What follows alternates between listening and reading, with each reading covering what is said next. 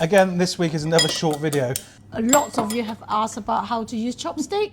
A lot. So today we thought we'd cover that. We wanted to save this for one of our Sunday videos, which is like an easier going video, more technique and stuff like that. We don't have the time today to make anything. So we're just going to show you how to use chopsticks. Yes. And if you like this kind of content, make sure to like, comment and subscribe. So Mum's about to demonstrate how to hold your chopsticks. You hold your chopstick. Your hand here, you press one chopstick on your fourth finger and one to rest on your this index finger, right? So you're only moving the third finger, okay? So you only move this finger, you can see it, yeah? So we're going to try and do it from another angle so you can see better. So Mum, pick your chopsticks up. When you pick up your chopstick, you put your hands here, right? And one on your ring finger, and then you press the other one, not place the other one on your, rest on your ring finger. No, this, what do you call the third finger? Middle finger. Middle finger.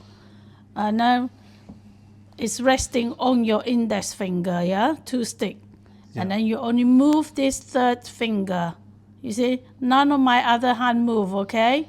Only this one. Can you guys see it? Only the third finger moving. That index finger move is because I'm moving this hand. And now we're going to try to pick something up now, okay? Yeah, when you pick up your chopstick, normally it can be up and down. You don't want a step like that. If your chopstick in a step like that, you're not going able to pick up thing very well, right? Yeah, they'll like twist and fall off. And you just make sure it's same level, or you will either do it like this or like that on our hand before we start picking. I always whack the table. Yeah, or like that, or however you were eating with then. And then look, this is automatically, we just rest it how we normally rest our chopstick on our hand. And right, let's go on, okay? Pick this chicken. Did it eat the prawn? Eat the chicken first. Okay. Easy. When you pick up your chopstick, if you're up and down like that, you're not going to pick up things very well, is it? Yeah, so you need to definitely, Yeah. you always make them even before you start taking your food. Prawns now, yeah. Those are the size prawns we use, they're massive. The prawns are so tasty. I know you love them, don't you? Yeah. I hate them. Anyway.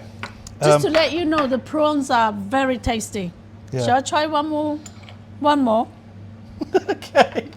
Just for the people for at your home. Information, all right? Yeah. It's really tasty. The lengths that Mum goes to make sure you know exactly how to use chopsticks is mind-blowing, isn't it? So now we've covered the use of the chopstick. Hopefully you can slow it down and maybe go slower speed if it was a bit fast for you. But now we've got that out of the way, I thought I'd give you some history about the Chinese chopstick in particular, because ours are different from Korean and Japanese chopsticks. Ours are actually longer. And rounder. Yeah. Yeah. I'll get to that point in a minute, Mum. Yeah, okay. Thank you. They're longer because our dining experience traditionally is sharing.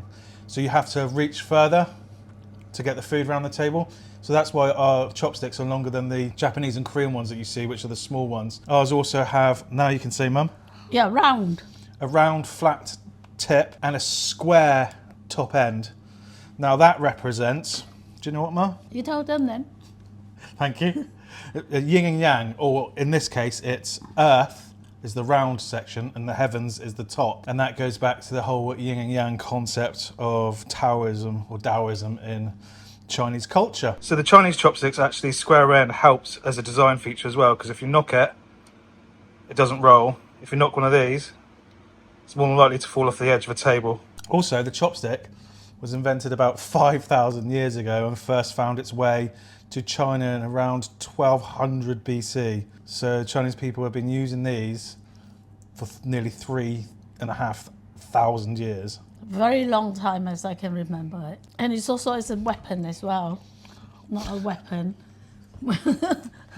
Huh? It's not a weapon, no. What are you? Who are you stabbing with this, Mum? No, not weapon. Like when we were young, if you, like table manner, we had like table manner, you have your food and you your get dad would go, yeah. "Go-" Yeah, if you go, A weapon then. not weapon, what is it? I can't, what do you call it? No, is it weapon? No, it's not weapon. No, is it's it? just a teaching tool. Yeah, yes. You can't go like that. You got to get the one in front of you. You can't go over to the other side. You can't go over this side, that side. You just have to get, yeah. And once you pick it up, you can look. Cannot put your food down again. It's also, no, we're doing it on camera, it's bad etiquette as well to point with your chopsticks.